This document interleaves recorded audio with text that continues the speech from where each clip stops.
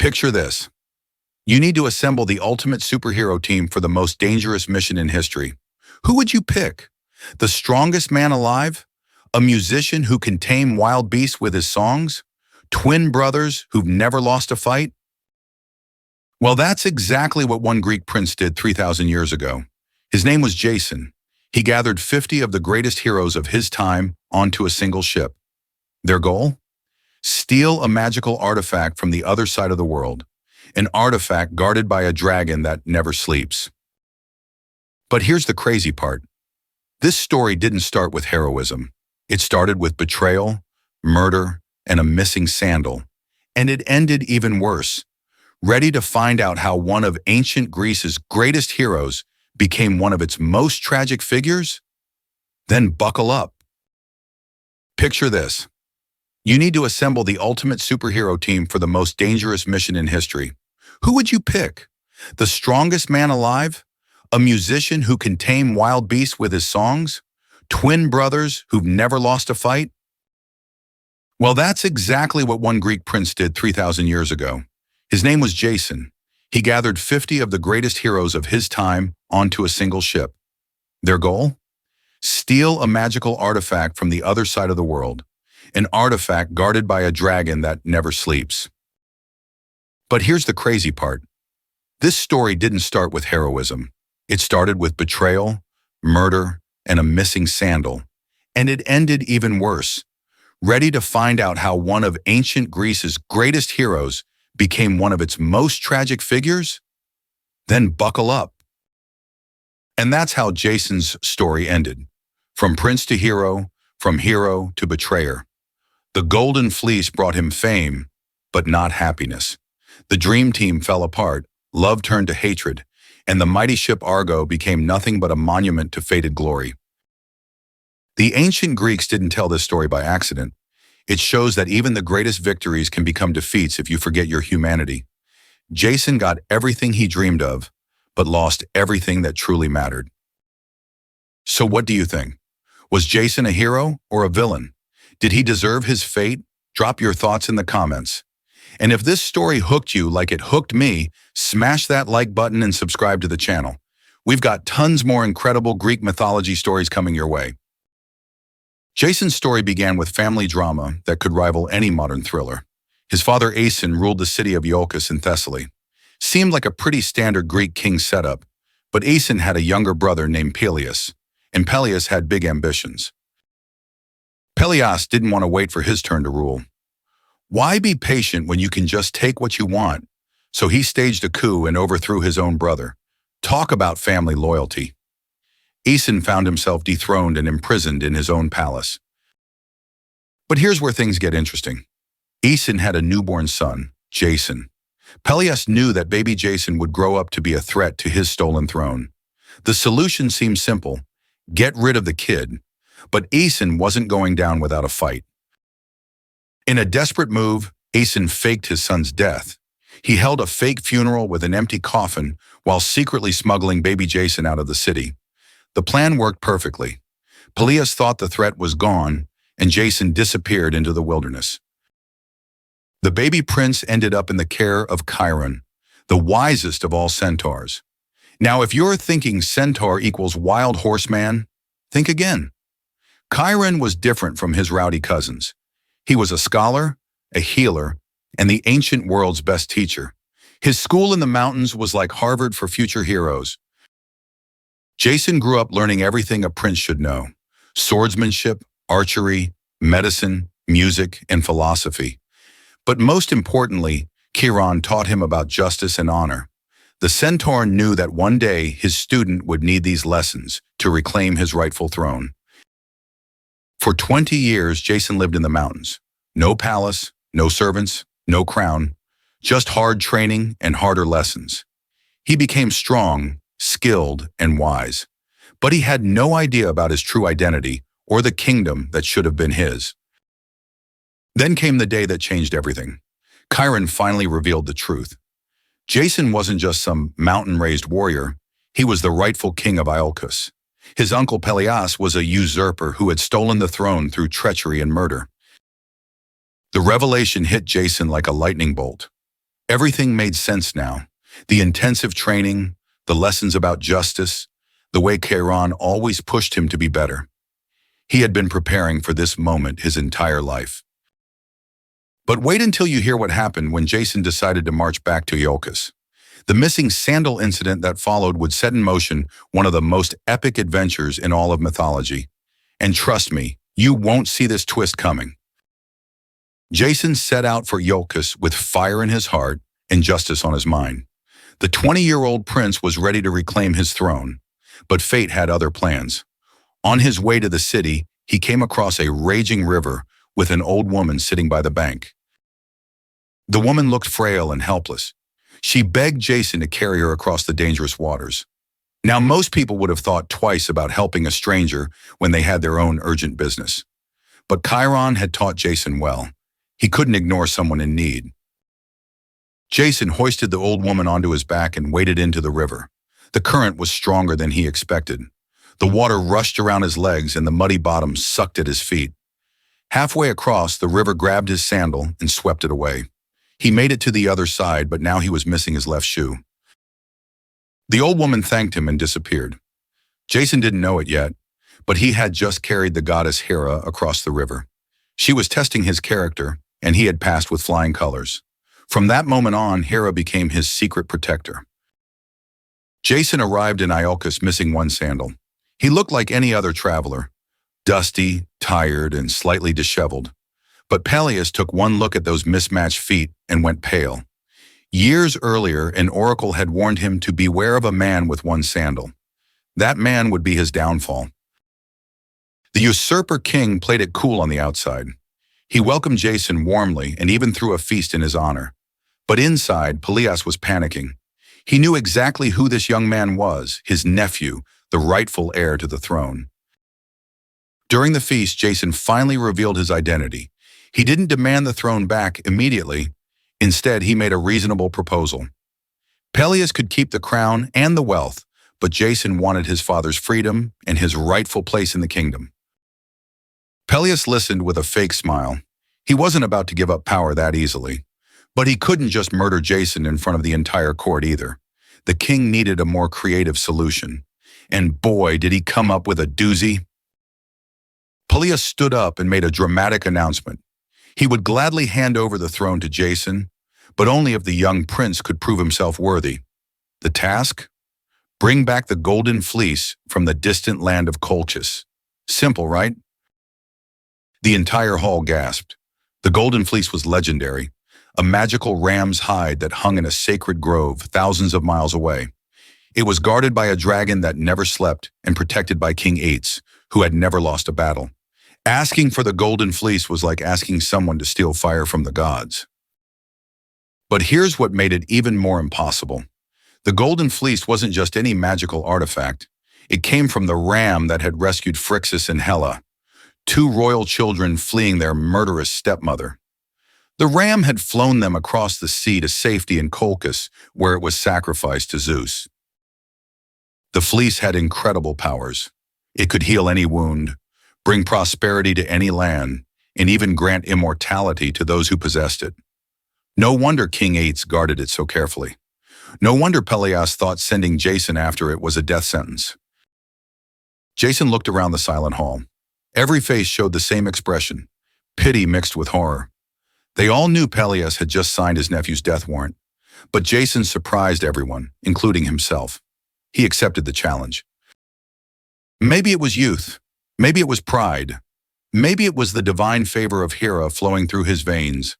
Whatever it was, Jason stood up and declared that he would bring back the Golden Fleece. The hall erupted in whispers and gasps. Pelias smiled his crocodile smile. Perfect. He had gotten rid of his rival without getting his hands dirty. Jason would sail off to die in some foreign land, and the kingdom would remain his. What could possibly go wrong? Well, Pelias was about to find out that underestimating a hero trained by Chiron and blessed by Hera was a very bad idea, because Jason wasn't planning to go to Colchis alone. He was about to assemble the greatest crew of heroes the world had ever seen. Jason knew he couldn't steal the Golden Fleece alone. This wasn't a job for one hero. It was a job for an entire army of legends. So he came up with a plan that was either brilliant or completely insane. He would build the greatest ship ever constructed and fill it with the most legendary heroes of his time. First, he needed a shipbuilder. Enter Argus, the master craftsman who could work miracles with wood and bronze. But this wasn't going to be an ordinary ship. Athena herself took an interest in the project. The goddess of wisdom and warfare provided a special beam from her sacred oak tree in Dodona. This wasn't just any piece of wood. The beam could speak and give prophecies. It would serve as the ship's figurehead and guide the crew through their adventures. Talk about supernatural GPS. The finished vessel was called the Argo, and it was a masterpiece of ancient engineering. Now came the real challenge, recruiting the crew. Jason sent out a call to every hero in Greece. He was looking for the best of the best, the cream of the crop, the absolute legends of their time. And incredibly, they started showing up. First to arrive was Hercules, the strongest man who ever lived. He had already completed several of his famous labors and was looking for a new adventure. Having Hercules on your team was like having a one-man army. The guy could probably arm wrestle a mountain and win. Next came Orpheus, the musician whose songs could charm wild beasts and make trees dance. His music was so beautiful that it could calm storms and soothe savage hearts. He would serve as the crew's entertainment, but his talents went far deeper than that. The Dioscuri twins, Castor and Pollux, joined the expedition next. These brothers were unbeatable in combat and had never lost a fight. Castor was the greatest horseman alive, while Pollux was the ultimate boxer. They were like having a two-man special forces unit. Admetus brought his skills as a master of horses and chariots, and Caius was a skilled helmsman who could navigate by the stars. Euphemos could run so fast across water that his feet barely got wet. Each hero brought something unique to the table. Then there was Atalanta, the only woman among the Argonauts. She was the fastest runner in Greece and could shoot an arrow with deadly accuracy. Some of the male heroes grumbled about having a woman on the crew, but Jason knew talent when he saw it. Besides, Atalanta could probably outrun and outshoot half the men complaining about her. Zetes and Calais, the winged sons of the North Wind, joined the crew. These two could literally fly and would prove invaluable in battles against flying monsters. Imagine having teammates who could scout from the air and attack from above. The prophet Idmon signed up even though he foresaw his own death on the journey. Now that's dedication to the cause. His ability to see the future would save the crew multiple times, even if it couldn't save himself. By the time recruitment was finished, Jason had assembled 50 heroes. They called themselves the Argonauts after their magnificent ship. It was like the ancient world's version of the Avengers, except these guys were heading into unknown waters with no backup plan. The ship was loaded with supplies, weapons, and enough food for a long journey. The heroes said their goodbyes to family and friends. Some would never see home again, but they all knew the risks. The chance for eternal glory was worth any danger. Jason stood on the deck of the Argo, looking at his incredible crew. 50 heroes who had answered his call. 50 legends ready to follow him to the ends of the earth. It was the most ambitious expedition in human history. The people of Iolcus gathered at the harbor to watch the departure. Some came to cheer, others to mourn. Everyone knew they were witnessing something extraordinary. Pelias watched from his palace window, probably thinking he'd never see his nephew again.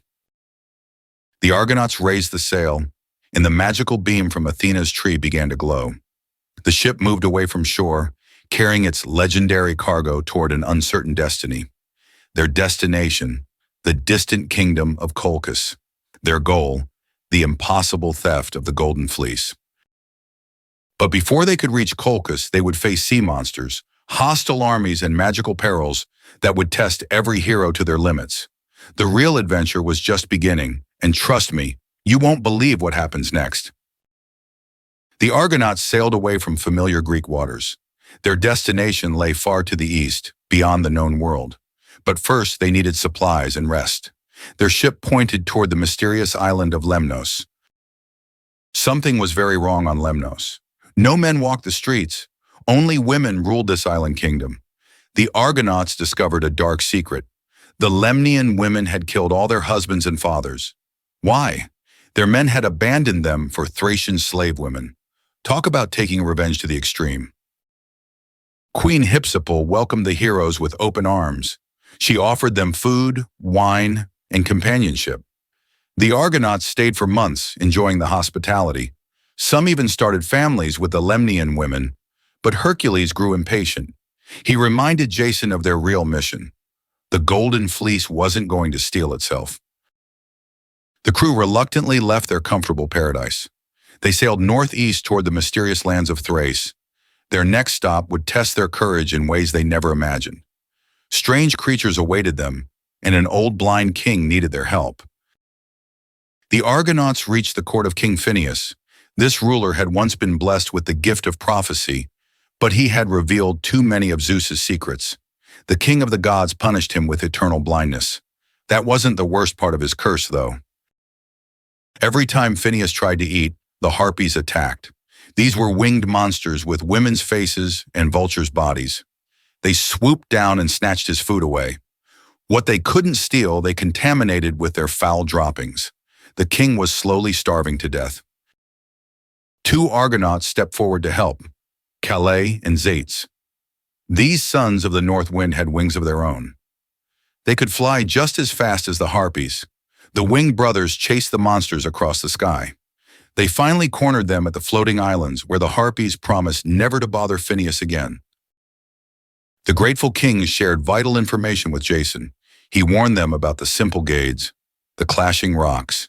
These enormous stones guarded the entrance to the Black Sea. They crashed together whenever anything tried to pass between them. Many ships had been crushed to splinters in their deadly embrace. Phineus revealed the secret to surviving the clashing rocks. The Argonauts should release a dove first. If the bird made it through, they could follow quickly behind. The rocks needed time to reset after each clash. Timing would be everything. The Argo approached the terrifying Symplegades. These weren't ordinary rocks. They were living creatures of stone. They sensed approaching ships and slammed together with thunderous force. The water between them boiled and frothed from their constant movement. Jason released a white dove as Phineus had instructed. The bird flew straight toward the gap between the rocks. The Symplegades crashed together with incredible speed.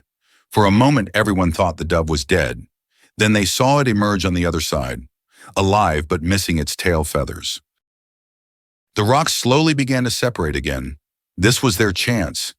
The Argonauts rowed with all their strength. Orpheus played his lyre, keeping perfect time for the oarsmen. The Argo shot forward like an arrow. The Symplegades sensed the ship and began closing again.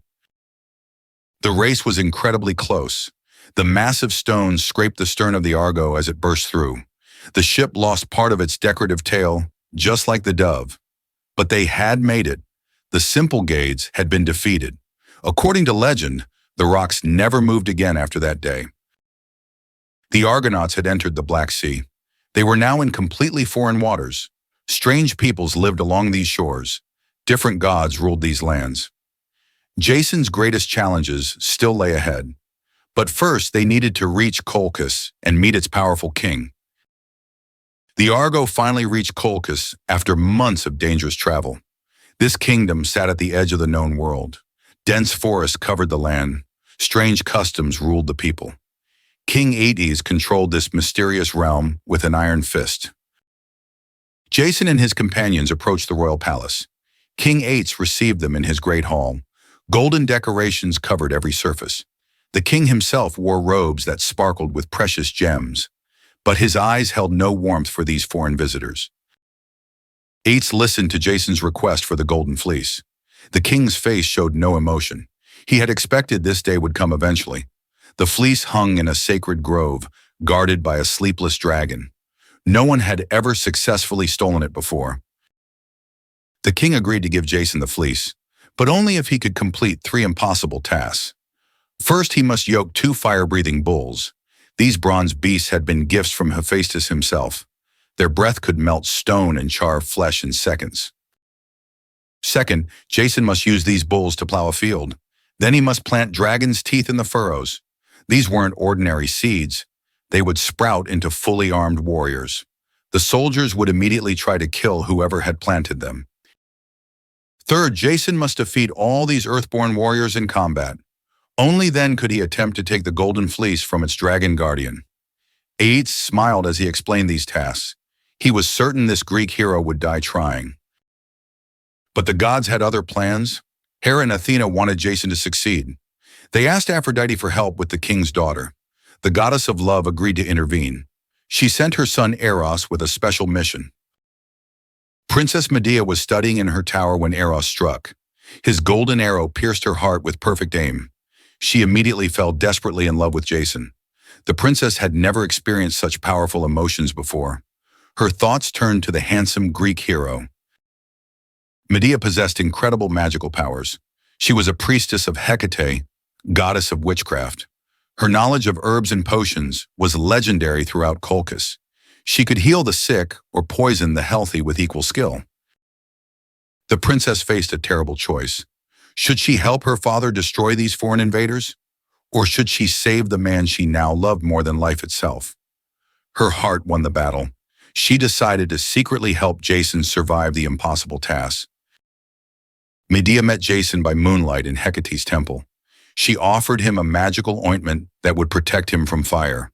The potion would make his skin immune to the bull's deadly breath. But her help came with a price. Jason must promise to marry her and take her back to Greece. Jason eagerly agreed to her terms. What choice did he have? Without Medea's magic, he would certainly die the next day. The princess gave him detailed instructions for surviving each task. She also shared the secret of defeating the dragon-born warriors. The next morning, Jason stood before the fire-breathing bulls. These mechanical monsters charged toward him with red-hot breath. Their bronze hooves left molten footprints in the earth. But Medea's ointment protected the hero perfectly. The flames felt like a cool breeze on his skin. Jason grabbed the first bull by its horns. The beast thrashed and bucked, trying to shake him off. Steam rose from its nostrils as it breathed fire directly at his face. But the hero held on tight. He forced the bronze creature to submit to his will. The second bull proved just as difficult to tame. It charged Jason repeatedly, trying to gore him with its sharp horns. But the hero's supernatural strength prevailed. Soon, both bulls wore heavy wooden yokes around their necks. Jason guided the fire-breathing bulls across the sacred field. They plowed deep furrows in the hard earth. The hero scattered dragons' teeth like seeds behind them. The teeth sank deep into the dark soil, waiting to sprout their deadly harvest. Within minutes, armored warriors began emerging from the ground. They pushed up through the dirt like deadly flowers blooming. Each warrior carried a bronze spear and a round shield. Their eyes glowed with supernatural hatred for Jason. The hero remembered Medea's crucial advice. Instead of fighting the warriors himself, he threw a large stone into their midst. The earthborn soldiers immediately turned on each other. They couldn't tell who had thrown the stone, so they attacked everyone nearby. The dragon-toothed warriors fought with incredible fury. Their bronze weapons clanged against shields and armor. One by one, they fell until none remained standing. Jason had completed the first two impossible tasks without losing a drop of blood. King Aeetes watched in stunned silence. He had never expected the Greek hero to survive, but he wasn't ready to honor their agreement just yet. The king began planning treachery. He would kill Jason and his companions during the night. But Medea had read her father's intentions. She rushed to warn Jason about the coming danger. There was only one solution. They must steal the Golden Fleece immediately and escape before dawn. The most dangerous part of their adventure was about to begin. Can you believe Jason made it this far? Wait until you hear about the actual theft of the Golden Fleece. The dragon guarding it had never slept for a single moment. Keep watching to see how love and magic combine for the ultimate heist. Medea led Jason through the dark forests of Colchis. The sacred grove lay deep in the wilderness, far from the royal palace. Ancient oak trees towered overhead, their branches blocking out the moonlight. This was hallowed ground, protected by the gods themselves. The Golden Fleece hung from the largest oak tree in the grove. Even in the darkness, it glowed with supernatural light. The wool shimmered like captured sunlight, more beautiful than anything Jason had ever seen. But between him and his prize coiled the most terrifying guardian imaginable. The dragon was enormous, longer than the Argo itself. Its scales gleamed like polished bronze in the fleece's golden light. Multiple heads swayed back and forth, each one watching for intruders. This wasn't just any monster. It was a child of the earth itself, born from the blood of ancient titans. Most terrifying of all, the dragon never slept. Its eyes had remained open for generations, always vigilant. No weapon could pierce its armored hide. Its poisoned breath could kill a dozen men instantly. Many heroes had tried to steal the fleece before. Their bones littered the grove floor. Medea stepped forward with a vial of mysterious liquid. She had brewed this potion specially for tonight's mission. The princess began chanting in an ancient language older than Greek civilization. Her voice rose and fell in hypnotic rhythms that seemed to make the very air shimmer. The dragon's massive heads turned toward the sound. Its eyes, which had never closed, began to grow heavy. The monster fought against the spell with incredible willpower, but Medea's magic was too strong. One by one, the dragon's heads drooped toward the ground. Jason moved quickly while the beast slumbered. He climbed the sacred oak with practiced ease. The golden fleece felt warm to his touch, pulsing with divine power. He wrapped it around his shoulders like a royal cloak. The wool was softer than silk, yet stronger than bronze armor. But their troubles were just beginning. King Aeetes had discovered Medea's treachery. Royal guards were already searching the forests with torches and hounds. The king's rage burned hotter than his bronze bull's breath. He would show no mercy to his traitorous daughter or her Greek lover. Medea made a decision that would haunt her forever. Her younger brother Absyrtus had followed them into the grove. The prince was only a boy, curious about his sister's midnight adventure. Medea saw him as both a threat and an opportunity. The princess killed her own brother with a poisoned blade. Then she dismembered his body and scattered the pieces along their escape route. This wasn't random cruelty. It was calculated strategy. She knew her father would stop to collect every piece of his son for proper burial. Different times, different desperate measures. The gruesome plan worked perfectly. King Aeetes found the first piece of his son's body and halted his pursuit. Greek tradition meant nothing to him, but Colchian customs demanded proper funeral rites. He spent precious hours gathering the scattered remains while Jason and Medea reached the Argo. The Argonauts sailed away from Colchis as fast as their oars could carry them, but escaping the kingdom was only the beginning of their problems. Medea's murder of Absyrtus had angered the gods themselves. Zeus sent storms and contrary winds to slow their journey home. The crew faced a terrible choice. They could abandon Medea and Jason to divine justice, or they could all share in the punishment. The other Argonauts chose loyalty over safety. They would stand by their leader, no matter what the gods demanded. The Argo took a completely different route home. Instead of retracing their original path, they sailed up strange rivers into unknown lands. Some stories say they traveled through the heart of Europe itself. Others claim they sailed around the entire continent of Africa. Everywhere they stopped, local peoples tried to claim the Golden Fleece for themselves. Word had spread about its incredible power. Kings and pirates alike attempted to steal it from the heroes, but the Argonauts had come too far to lose their prize now. Finally, after months of additional adventures, the Argo reached familiar Greek waters. Jason could see the coastline of Iolcus in the distance. His Uncle Pelias waited there, probably never expecting to see his nephew alive again. Time for the ultimate family reunion. But Jason had learned much during his journey. He wasn't the same naive young man who had left Greece years before. The hero now understood that some battles couldn't be won with strength alone. Sometimes you needed a witch's cunning and magic to claim victory. Jason returned to Iolcus with the Golden Fleece draped across his shoulders. King Pelias stared in shock at his nephew's success. The old king had been certain the quest would kill Jason. Instead, the young hero had assembled the greatest team in Greek history and accomplished the impossible. But Pelias had no intention of honoring their agreement. He had ruled Iolcus for decades and wouldn't surrender his throne easily. The king claimed Jason had taken too long to complete the quest. He invented new conditions and demanded additional proof of worthiness. Medea had anticipated this treachery. She offered to handle Pelias personally, using her magical powers. The princess convinced the king's own daughters that she could restore their father's youth. She demonstrated by cutting up an old ram and boiling it with special herbs. Miraculously, a young lamb emerged from the cauldron.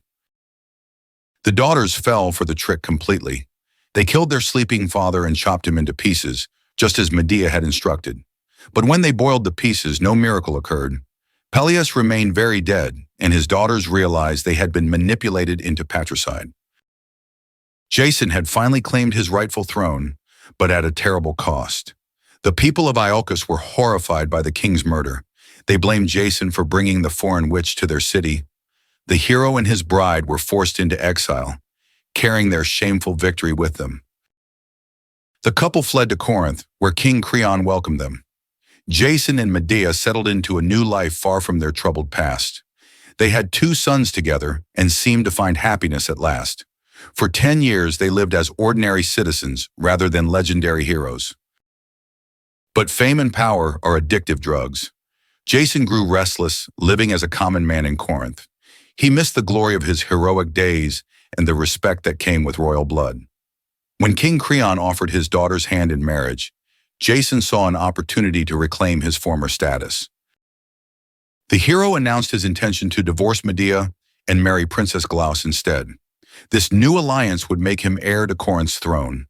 Jason convinced himself he was making a practical decision. After all, Medea was a foreign barbarian, while Glauce was proper Greek nobility.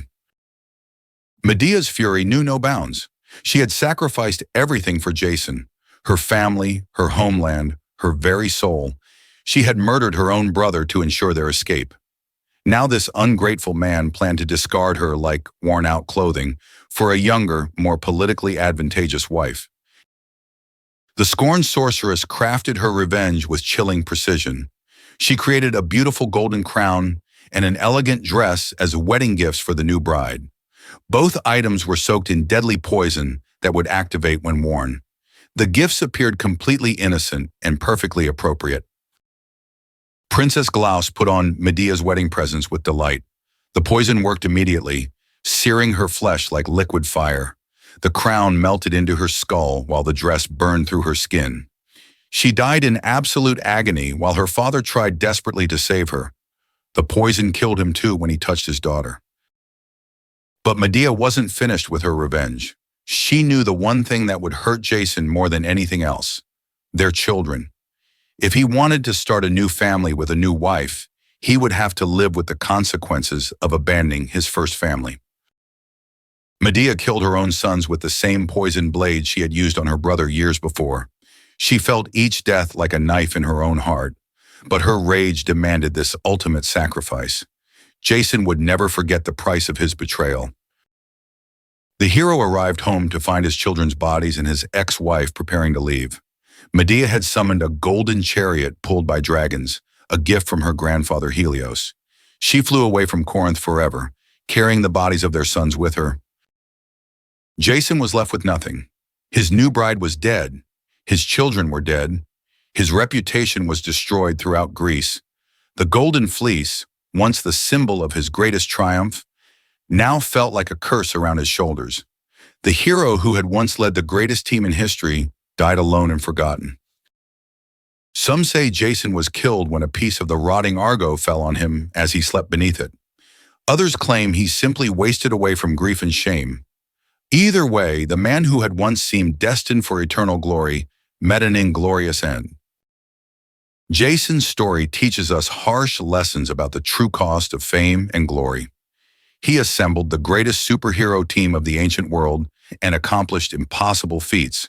But success came at a price he never calculated: his humanity, his relationships, and ultimately his soul. The hero's greatest strength was his ability to inspire others to follow him.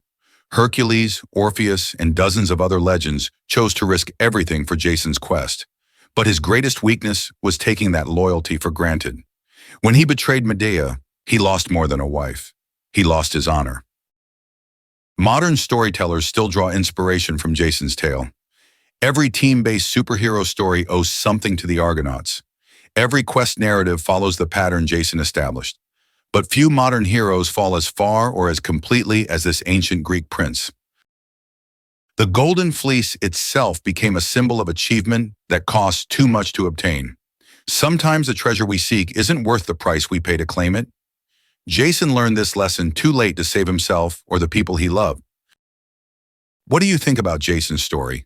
Was he a hero who made terrible choices, or was he always destined for tragedy?